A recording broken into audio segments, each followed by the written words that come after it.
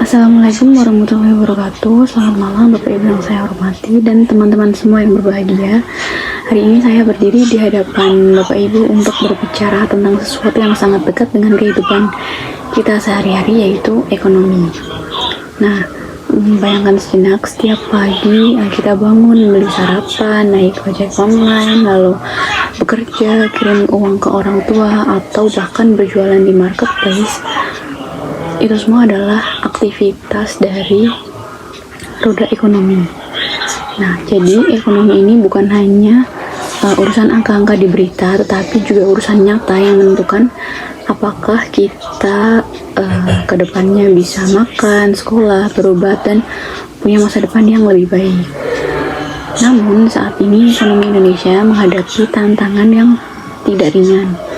Yang pertama, masih ada ketimpangan yang menjadi luka lama. Meski pertumbuhan ekonomi Indonesia itu rata-rata di atas 5% dalam beberapa tahun terakhir, masih banyak juga saudara-saudara kita yang hidup di bawah garis kemiskinan.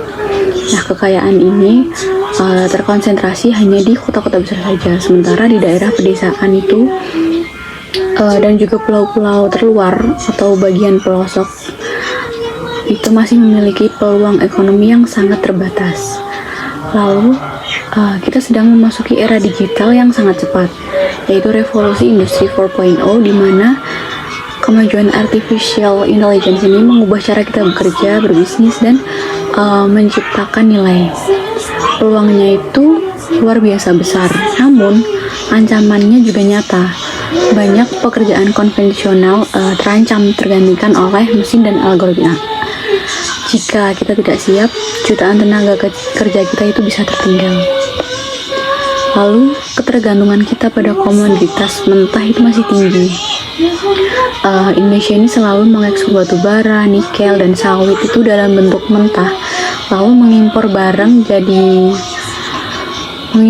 jadi dengan harga yang jauh lebih mahal. Ini seperti menjual tanah dengan harga pasir, lalu membeli rumah dengan harga emas. Lalu apa yang harus kita lakukan? Saya percaya bahwa kita ini perlu transformasi ekonomi yang berbasis 3 pilar utama. Pilar pertama itu adalah inklusi ekonomi, di mana setiap warga negara harus punya akses yang sama terhadap peluang. Program-program seperti kredit usaha rakyat, pelatihan UMKM, dan digital di desa itu harus diperluas, karena kita tidak boleh membiarkan anak muda yang di desa ini hanya punya pilihan menjadi buruh migran.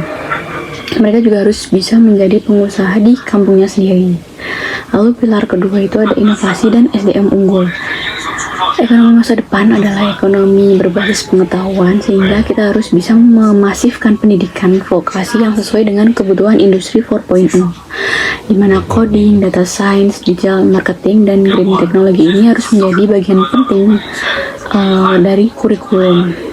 Pemerintah, swasta, dan perguruan tinggi itu harus bersinergi menciptakan talenta-talenta unggul yang mampu bersaing di kancah global. Lalu pilar ketiga yaitu ekonomi hijau dan berkelanjutan. Dalam hal ini kita tidak boleh mengejar pertumbuhan dengan mengorbankan lingkungan, karena Indonesia ini adalah negara yang mega biodiversitas, di mana kita ini punya potensi besar di energi terbarukan, ekonomi biru, dan pariwisata berkelanjutan.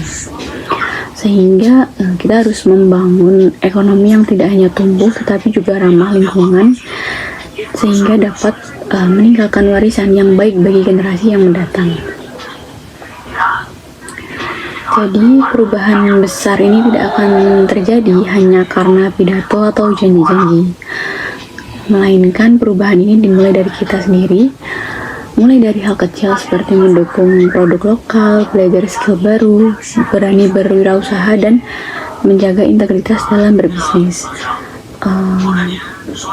Sehingga jangan takut untuk tantangan ekonomi saat ini. Justru di tengah-tengah krisis dan disrupsi ini akan lahir peluang-peluang besar, karena sejarah itu telah membuktikan bahwa bangsa yang tangguh adalah bangsa yang mampu beradaptasi dan berinovasi. Mari kita bangun bersama ekonomi Indonesia yang tangguh, inklusif, dan inovatif. Jadi cukup sekian dari saya. Terima kasih atas perhatiannya. Assalamualaikum warahmatullahi wabarakatuh.